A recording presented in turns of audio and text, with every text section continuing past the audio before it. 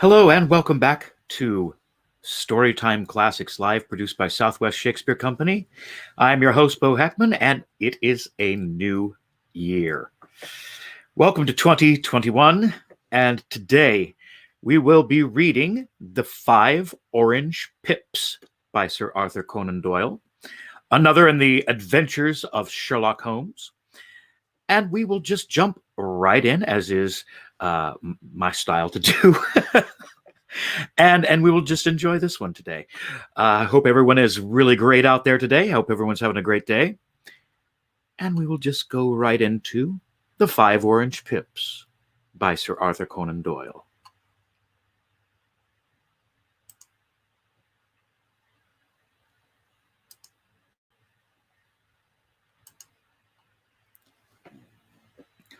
When I glance over my notes and records of the Sherlock Holmes cases between the years 82 and 90, I am faced by so many which present strange and interesting features that it is no easy matter to know which to choose and which to leave. Some, however, have already gained publicity through the papers, and the others have not offered a field for those peculiar questions which my friend possessed in so high a degree, and which it is the object of these papers to illustrate. Some, too, have baffled his analytical skill and would be, as narratives, beginnings without an ending, while others have been but partially cleared up, and have their explanations founded rather upon conjecture and surmise than on that absolute logical proof which was so dear to him.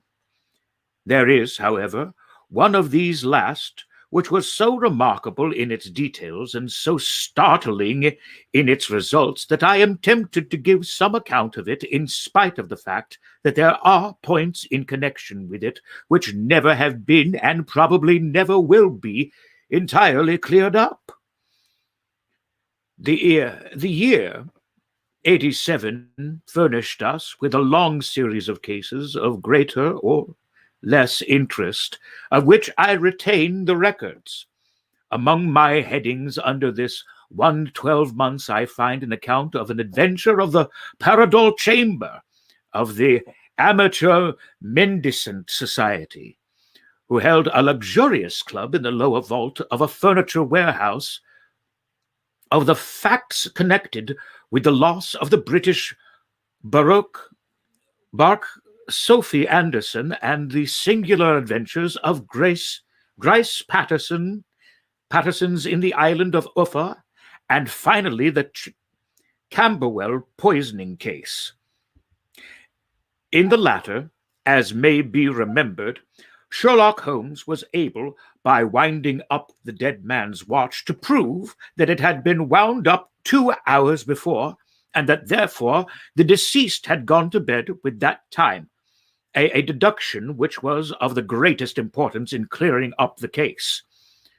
All these I may sketch out at some future date, but none of them present such singular features as the strange train of circumstances which I have now taken up my pen to describe.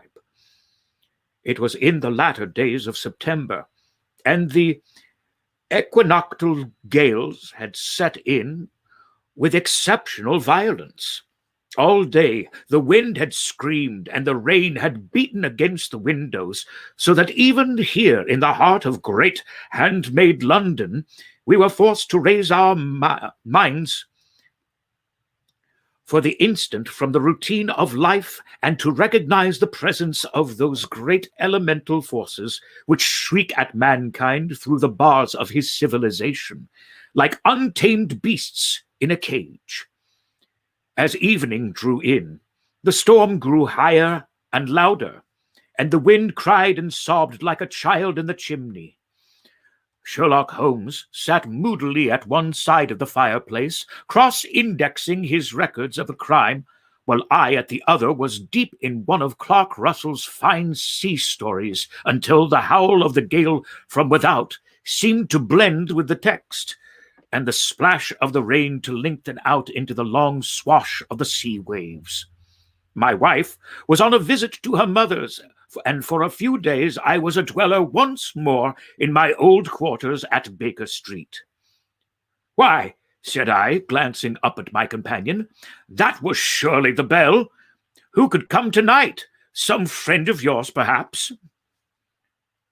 Except yourself, I have none, he answered. I do not encourage visitors. A client, then? If so, it is a serious case. Nothing less would bring a man out on such a day and at such an hour, but I take it that it is more likely to be some crony of the landlady's. Sherlock Holmes was wrong in his conjecture, however, for there came a step into the passage and a tapping at the door. He stretched out his long arm to turn up the lamp away from himself and towards the vacant chair upon which a newcomer must sit. "Come in," said he.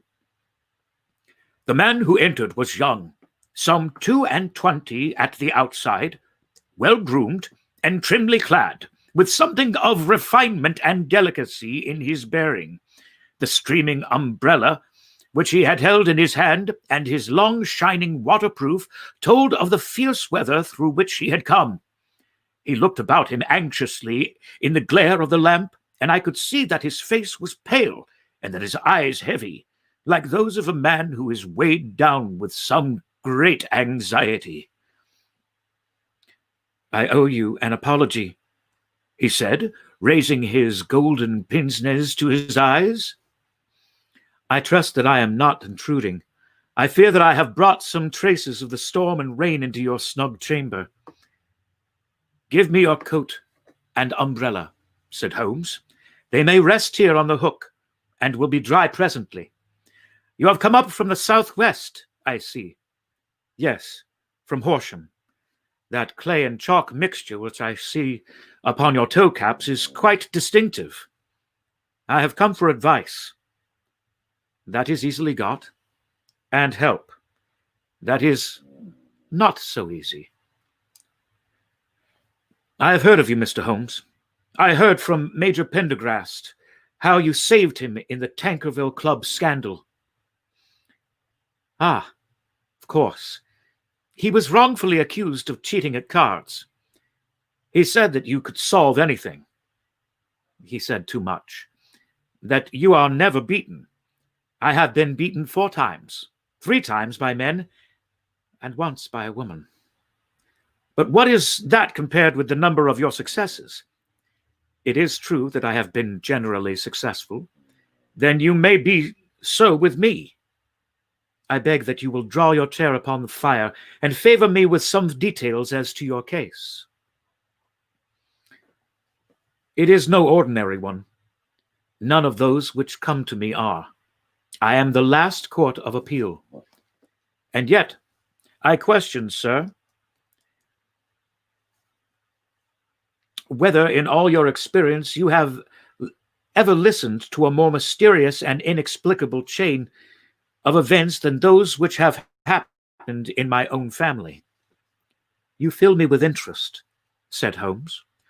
"Pray give us the essential facts from the commencement, and I can afterwards question you as to those details which seem to me to be the most important."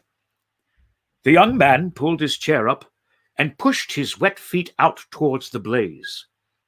"My name," said he, "is John Openshaw, but my own affairs have, as far as I can understand, little to do with this awful business.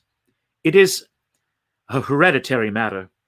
So in order to give you an idea of the facts, I must go back to the commencement of the affair. You must know that my grandfather had 2 sons, my uncle Elias and my father Joseph. My father had a small factory at Coventry, which, enlarged at the time of the invention of bicycling, he was a pantee of the Openshaw unbreakable tire, and his business met with such success that he was able to sell it and to retire upon a handsome competence. My uncle Elias immigrated to America when he was a young man and became a planter in Florida, where he was prepared to have done very well. At the time of the war, he fought in Jackson's army, and afterwards under Hood, where he rose to be a colonel. When Lee laid down his arms, my uncle returned to his plantation, where he remained there for 4 years. About 1869 or 1870, he came back to Europe and took a small estate in Sussex near Horsham. He made a very considerable fortune in the States, and his reason for leaving them was his aversion to the Negroes and his dislike of the Republican Party in extending the franchise to them. He was a very singular man, fierce and quick-tempered, very foul-mouthed when he was angry, and of a most retiring disposition. During all the years that he lived at Horsham, I doubt if ever he set foot in the town. He had a garden or two and 3 fields around his house, and there he would take his exercise, though very often, for weeks on end, he would never leave his room. He drank a great deal of brandy and smoked heavily, but he would see no society and did not want any friends, not even his own brother. He didn't mind me. In fact, he took a fancy to me, for at the time when he saw me first, I was a youngster of 12 or so. This would be in the year 1878, after he had been 8 or 9 years in England. He begged my father to let me live with him, and he was very kind to me in this way. When he was sober, he used to be fond of playing backgammon and draughts with me, and would make me his representative both with the servants and with tradespeople, so that by the time that I was 16, I was quite master of the house. I kept all the keys and would go where I liked and do what I liked, so long as I did not disturb him and in his privacy. There was one singular exception, however, for he had a single room, a lumber room, up among the attics, which was invariably locked, and which he would never permit me or anyone else to enter. With a boy's curiosity, I have peeped through a keyhole, but I was never able to see more than such a collection of old trunks and bundles as would be expected in such a room. One day, it was in March 1883, a letter with a foreign stamp lay upon the table in front of the colonel's plate. It was not a common thing for him to receive letters, for his bills were all paid in ready money, and he had no friends of any sort. "From India," said he as he took it up. "Pondicherry postmark. Who can this be?" Opening it hurriedly, out there jumped 5 little dried orange pips, which pattered down upon his plate. I began to laugh at this, but the laugh was struck from my lips at the sight of his face. His lip had fallen. His eyes were protruding. His skin the color of putty, and he glared at the envelope, which he still held in his trembling hand. "KKK," he shrieked. And then, my God, my sins have overtaken me." "What is it, uncle?" I cried. "Death," said he, and rising from the table, he retired to his own room, leaving me palpitating with horror. I took up the envelope and saw scrawled in red ink upon the inner flap, just above the gum, the letter K 3 times repeated. There was nothing else save for the 5 dried pips. What could be the reason of this overpowering terror? I left the breakfast table, and as I ascended the stair, I met him coming down with an old rusty key, which must have belonged to the attic, in one hand, and a small brass box, like a cash box, in the other. "They may do what they like, but I'll checkmate them still," said he with an oath. "Tell Mary that I shall want a fire in my room today, and send down to Fordham, the Horsham lawyer." I did as I was ordered, and when the lawyer arrived, I was asked to step up into the room. The fire was burning brightly, and in the grate there was a mass of black, fluffy ashes, as of burned paper, while the brass box stood open and empty beside it. As I glanced at the box, I noticed with a start that upon the lid was printed the treble K, which I had read in the morning upon the envelope. "I wish you, John," said my uncle, "to witness my will. I leave you my estate, with all its advantages and all its disadvantages. To my brother, your father, whence it will, no doubt, descend to you. If you can enjoy it in peace, well and good. If you find you cannot, take my advice, my boy, and leave it to your deadliest enemy. I am sorry to give you such a two-edged thing, but I can't say what turn things are going to take. Kindly sign the paper where Mr. Fordham shows you. I signed the paper as directed, and the lawyer took it away with him. The singular incident made, as you may think, the deepest impression upon me, and I pondered over it and turned it every way in my mind without being able to make anything of it. Yet I could not shake off the vague feeling of dread which it left behind, and though the sensation grew less keen as the weeks passed and nothing happened to disturb the usual routine of our lives, I could see a change in my uncle, however. He drank more than ever, and he was less inclined for any sort of society.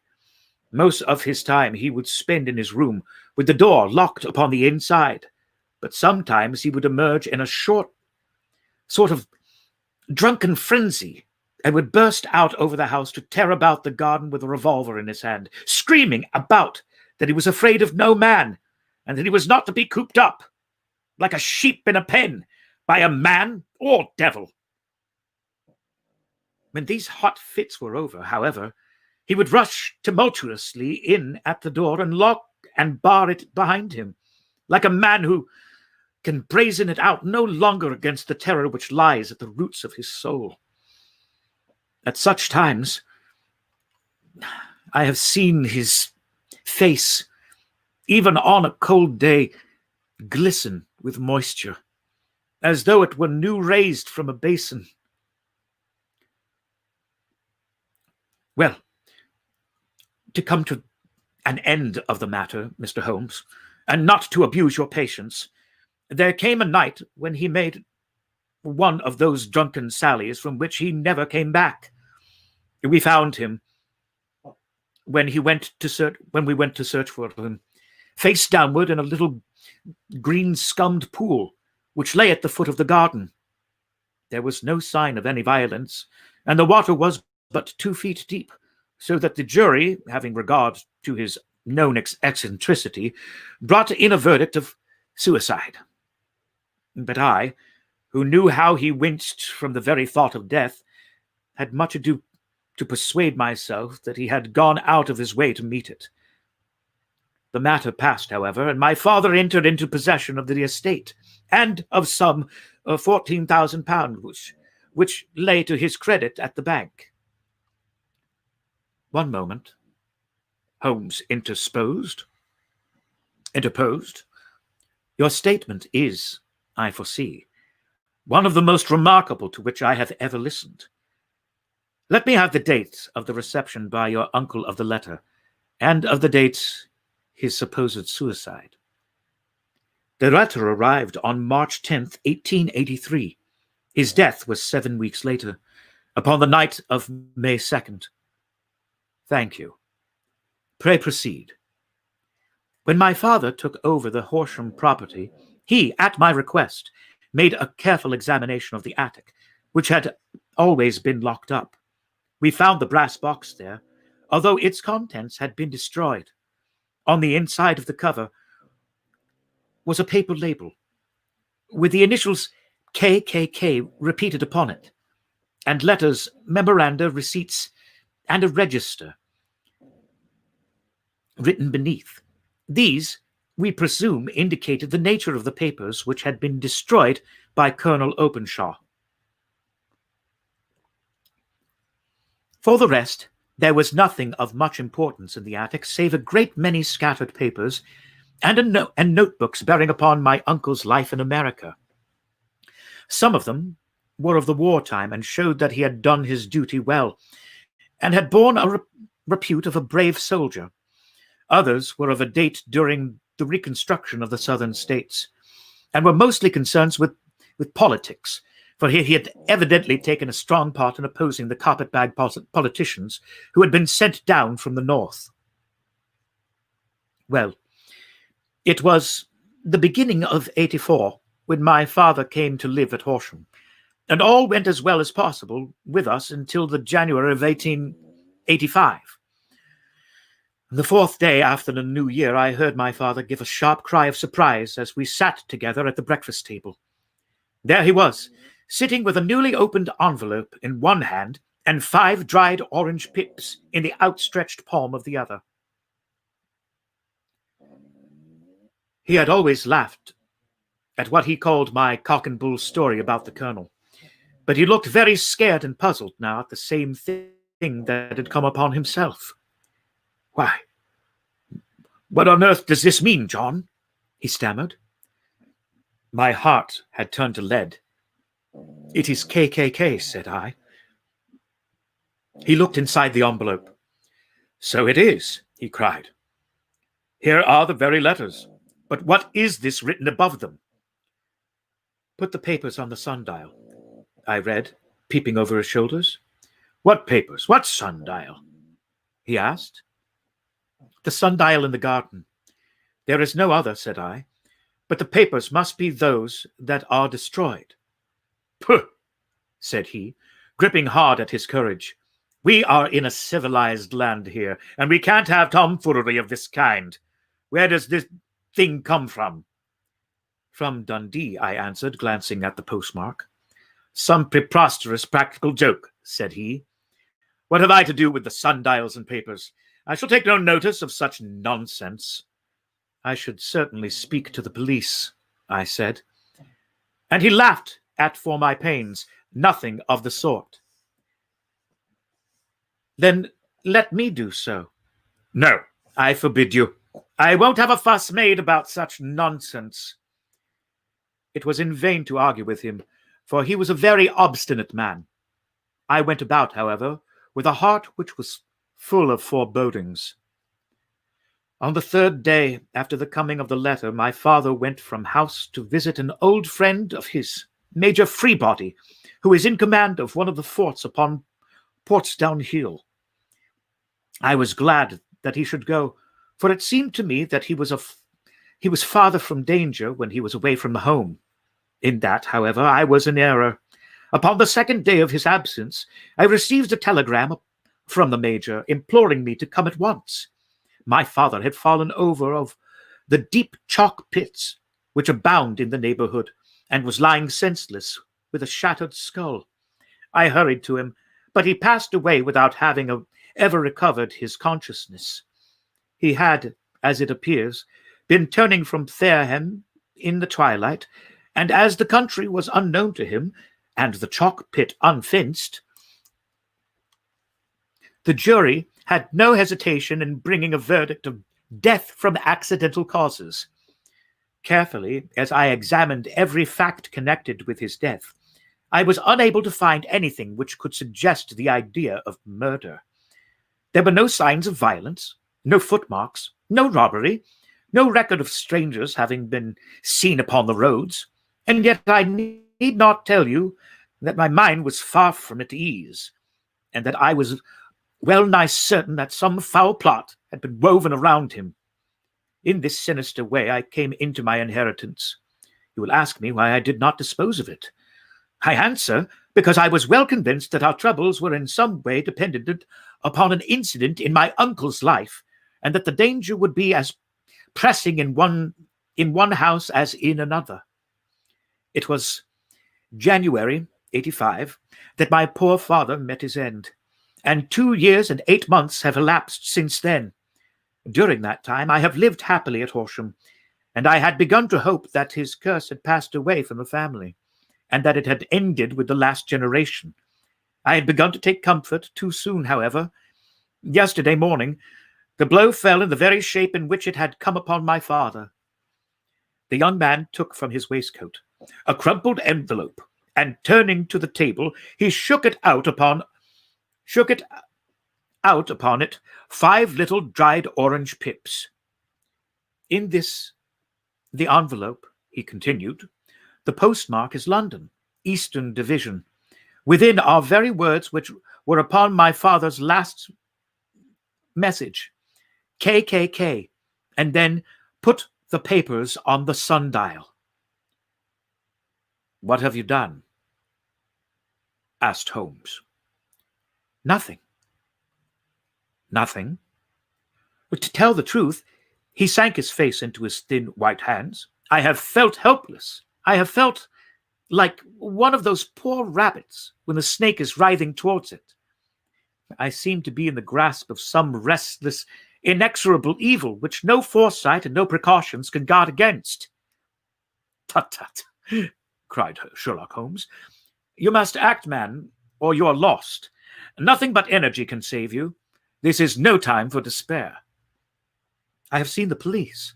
"Ah, but they listened to my story with a smile. I'm convinced that the inspector has formed the opinion that the letters are all practical jokes, and that the deaths of my relations were really accidents, as the jury stated, and were not to be connected with the warnings."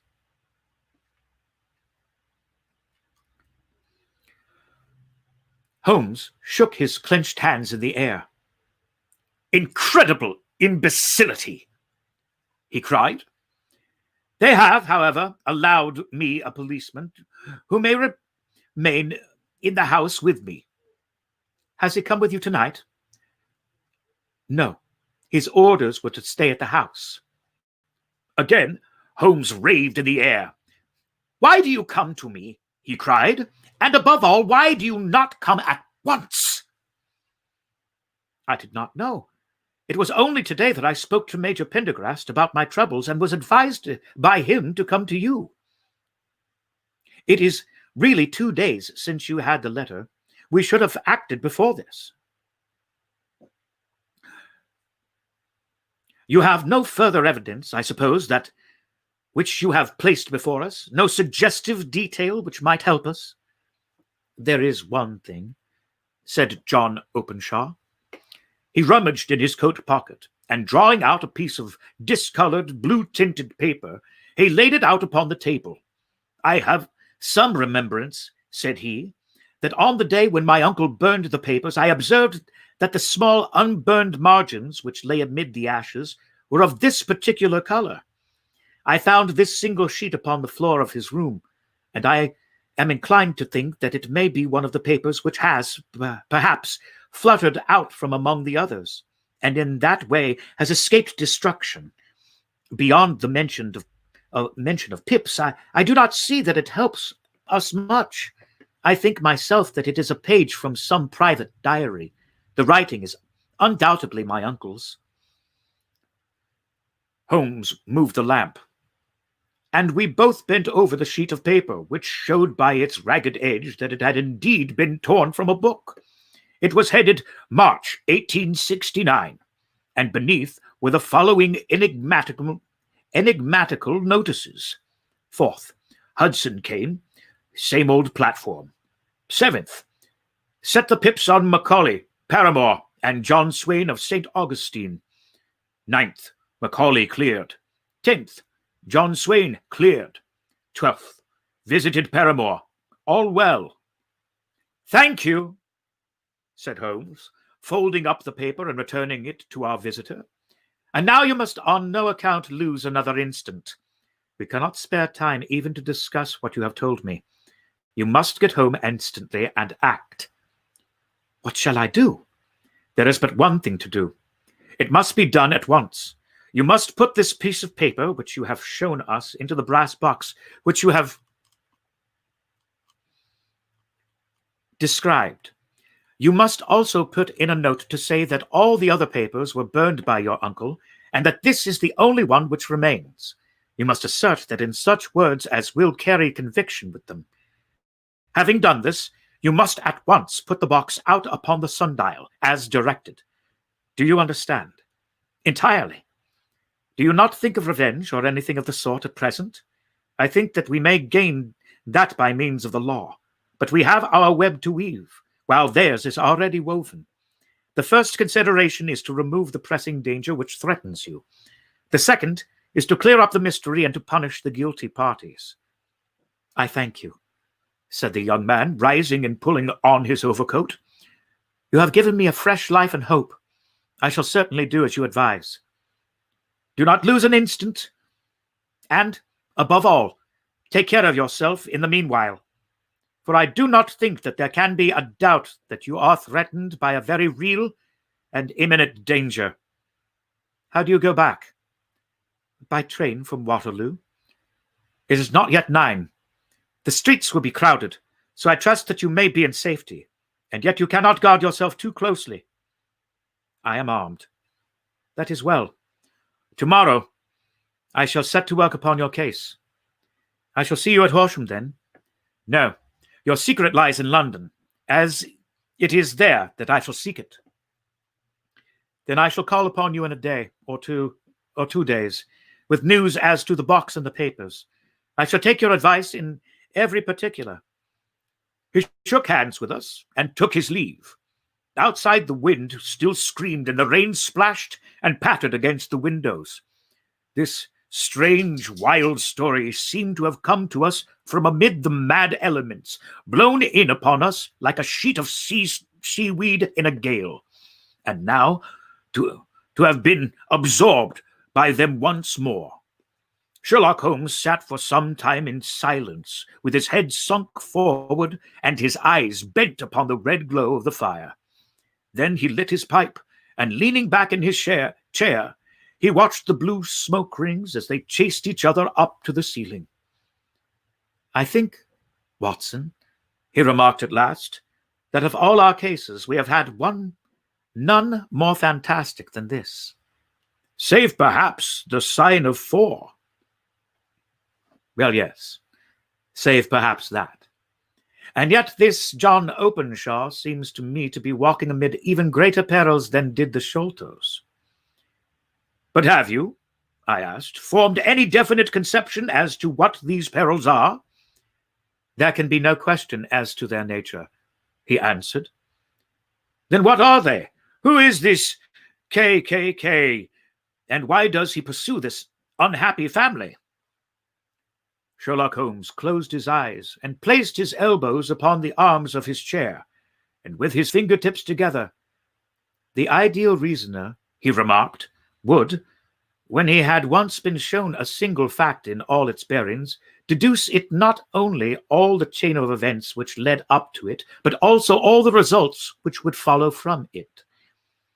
As Cuvier could currently describe a whole animal by the contemplation of a single bone, so the observer who has thoroughly understood one link in a series of incidents should be able to accurately state all the other ones before and after. We have not yet grasped the results which the reason alone can attain to. Problems may be solved in the study which have baffled all those who have sought a solution by the aid of their senses. To carry the art, however, it is highest pitch, and is necessary that the reasoner should be able to utilize all the facts which have come to his knowledge, and this in itself implies, as you will readily see, a possession of all knowledge which, even in these days of free education and encyclopedias, is a somewhat rare accomplishment. It is not so impossible, however, that a man should possess all knowledge which is likely to be useful to him in his work, and this I have endeavored in my case to do. If I remember rightly, you on one occasion, in the early days of our friendship, defined my limits in a very precise fashion. Yes, I answered, laughing. It was a singular document. Philosophy, astronomy, and politics were marked at 0, I remember. Botany variable, geology profound as regards the mud stains from any region with 50 miles of town, chemistry eccentric, anatomy unsystematic, sensational literature and crime records unique, violin player, boxer, swordsman, lawyer, and self-prisoner by cocaine and tobacco. Those, I think, were the main points of my analysis. Holmes grinned at the last item. Well, he said, I say now, as I said then, that a man should keep his little brain attic stocked with all the furniture that he is likely to use, and the rest he can put away in the lumber room of his library, where he can get it if he wants it. But for such a case as the one which has been submitted to us tonight, we need certainly to muster all our resources. Kindly hand me down the letter K of the American Encyclopedia, which stands upon the shelf beside you. Thank you. Now let us consider the situation and see what may be deduced from it. In the first place, we may start with a strong presumption that Colonel Openshaw had come very strong reason for leaving America. Men at this time of life do not change all their habits and exchange willingly the charming climate of Florida for the lonely life of an English provincial town. His extreme love or solitude in England suggests the idea that he was in fear of someone or something, so we may assume as a working hypothesis that it was fear of someone or something which drove him from America. As to what he feared, we can only deduce that by considering the formidable letters which were received by himself and his successors. Did you remark the postmarks of those letters? The first was from Pondicherry, the second from Dundee, and the third from London. From East London. What do you deduce from that? They are all seaports, that the writer was on board of a ship. Excellent. We have already a clue. There can be no doubt that the strong probability, is that the writer was on board of a ship. And now let us consider another point. In the case of Pondicherry, 7 weeks elapsed between the threat and its fulfillment. In Dundee, it was only some 3 days or 4 days. Does that suggest anything? A greater distance to travel. But the letter had also a greater distance to come. Then I do not see the point. There is, at least, a presumption that the vessel in which the man or men are is a sailing ship. It looks as if they always send their singular warning or token before them when starting upon their mission. You see how quickly the deed followed the sign when it came from Dundee. If they had come from Pondicherry in a steamer, they would have arrived almost as soon as their letter. But as a matter of fact, 7 weeks elapsed. I think that those 7 weeks represented the difference between the mail boat which brought the letter and the sailing vessel which brought the writer. It is possible. More than that, it is probable. And now you see the deadly urgency of this new case, and why I urged young Openshaw to caution. The blow has always fallen at the end of the time which would take the senders to travel the distance. But this one comes from London, and therefore we cannot count upon delay. Good God, I cried. What can it mean, this relentless persecution? The papers which Openshaw carried are obviously of vital importance to the person or perhaps the sailing ship.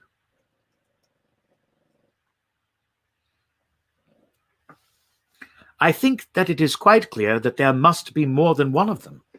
A single man could not have carried out 2 deaths in such a way as to deceive a coroner's jury. There must have been several in it, and they must have been men of resource and determination. Their papers they mean to have, be the holder of them who it may. In this way, you see, KKK ceases to be of the initials of an individual and becomes the badge of a society.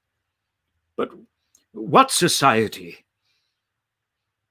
Have you never, said Sherlock Holmes, bending forward and sinking his voice, have you never heard of the Ku Klux Klan?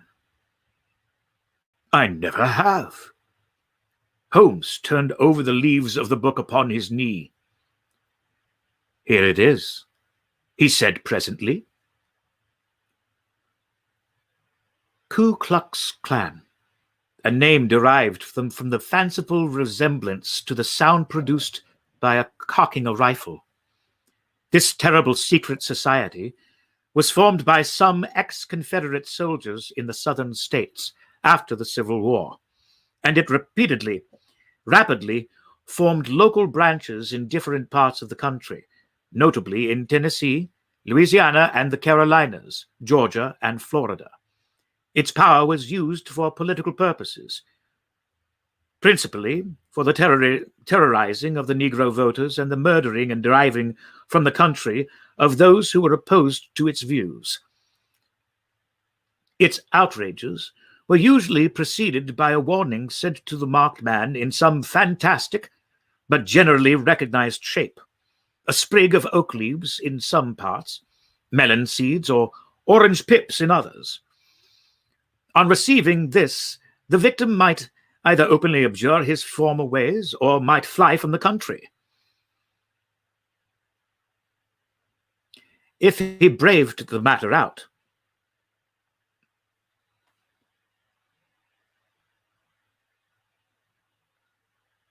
death would unfailingly come upon him, and usually in some strange and unforeseen manner. So perfect was the organization of the society, and so systematic its methods, that there is hardly a case upon the record where any man succeeded in braving it with impunity, or in which any of its outrages were traced home to the perpetrators. For some years, the organization flourished in spite of the efforts of the United States government and the better classes of the community of the South. Eventually, in the year 1869, the movement rather suddenly collapsed, although there have been sporadic outbreaks of the same sort since that date. You will observe, said Holmes, laying down the volume, that the sudden breaking up of the society was coincident with the disappearance of Openshaw from America with their papers. It may well have been cause and effect. It is no wonder that he and his family have some of the more implacable spirits upon their track. You can understand that this register and diary may implicate some of the first men in the South, and that there may be many who will not sleep easy at night until it is recovered. Then the page we have seen is such as we might expect. It ran, if I remember right, sent the pips to A, B, and C, that is, sent the society's warning to them. Then there are successive entries that A and B cleared, or left the country, and finally that C was visited with, I fear, a sinister result for C. Well, I think, Doctor, that we may let some light into this dark place, and I believe that the only chance young Openshaw has in the meantime is to do what I have told him. There is nothing more to be said or to be done tonight. So hand me over my violin, and let us try to forget for half an hour the miserable weather and the still more miserable ways of our fellow men. It had cleared in the morning, and the sun was shining with a subdued brightness through the dim veil which hangs over the great city. Sherlock Holmes was already at breakfast when I came down. You will excuse me for not waiting for you, he said. I have, I foresee, a very busy day before me in looking into this case of young Openshaw's. What steps will you take? I asked. I will very much depend upon the results of my first inquiries. I have to go down to Horsham after all. Horsham after all. You will not go there first? No. I shall commence with the city. Just ring the bell and the maid will bring up your coffee. As I waited, I lifted the unopened newspaper from the table and glanced my eye over it. It rested upon a heading which sent a chill to my heart. Holmes, I cried. You're too late. Ah, said he, laying down his cup. I feared as much.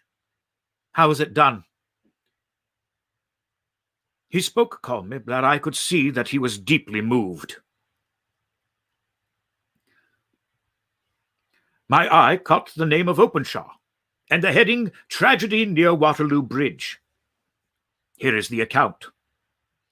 Between 9 and 10 last night, Police Constable Cook of the H Division on duty near Waterloo Bridge heard a cry for help and a splash in the water. The night, however, was extremely dark and stormy, so that, in spite of the help of several passers-by, it was quite impossible to effect a rescue. The alarm, however, was given, and by the aid of the water police, the body was eventually recovered. It proved to be that of a young gentleman whose name, as it appears from an envelope which was found in his pocket, was John Openshaw, and whose residence is near Horsham. It is conjectured that he may have been hurrying down to catch the last train from Waterloo Station, and that in his state and the extreme darkness he missed his path and walked over the edge of one of the small land places for river steamboats. The body exhibited no traces of violence, and there can be no doubt that the deceased had been the victim of an unfortunate accident, which should have the effect of calling the attention of the authorities to the condition of the riverside landing stages. We sat in silence for some minutes, Holmes more depressed and shaken than I have ever seen him. "That hurts my pride, Watson," he said at last. "It is a petty feeling, no doubt, but it hurts my pride. It becomes a personal matter with me now, and if God sends me health, I shall set my hand upon this gang, that he should come to help me for help, and that I should send him away to his death." He sprang from the chair and paced about the room in an uncontrollable agitation, with a flush upon his sallow cheeks and a nervous clasping and unclasping of his long, thin hands. "They must be cunning devils," he exclaimed at last. "How could they have decoyed him down there? The embankment is not on the direct line to the station. The bridge, no doubt, was too crowded. Even on such a night, for their purpose. Well, Watson, we shall see who will win in the long run. I am going out now. To the police? No, I shall be my own police.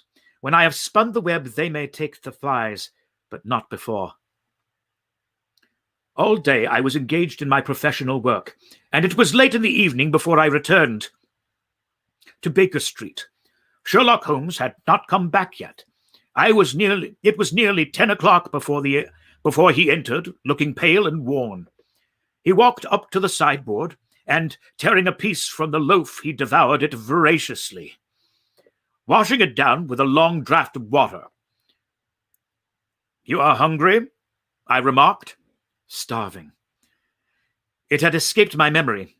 I have had nothing since breakfast. "Nothing?" "Not a bite. I had no time to think of it." "And how have you succeeded?" "Well." "You have a clue?" "I have them in the hollow of my hand. Young Openshaw shall not long remain unavenged. Why, Watson, let us put their own devilish trademark upon them. It is well thought of." "What do you mean?" He took an orange from the cupboard, and tearing it to pieces, he squeezed out the pips upon the table. Of these he took 5 and thrust them into an envelope. On the inside of the flap he wrote S.H. for J.O. Then he sealed it and addressed it to Captain James Calhoun, bark Lone Star, Savannah, Georgia.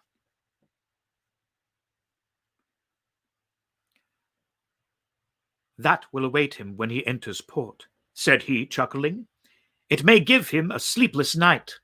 He will find it as sure a precursor of his fate as Openshaw did before him." "And who is this Captain Calhoun?" "The leader of the gang. I shall have the orders. I shall have the others, but he first." "How did you trace it, then?" He took a large sheet of paper from his pocket, all covered with dates and names. "I have spent the whole day," said he, "over in Lloyd's registers and files of the old papers following the future career of every vessel which touched at Pondicherry in January and February in '83. There were 36 ships of fair tonnage which were reported there during these months.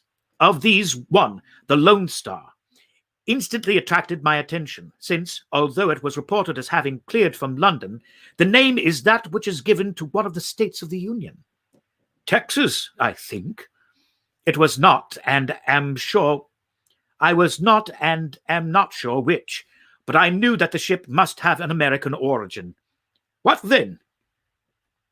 I searched the Dundee records, and when I found that the Lone Star was there in January '85, my suspicion became a certainty. I then inquired as to the vessels which lay at present in the port of London.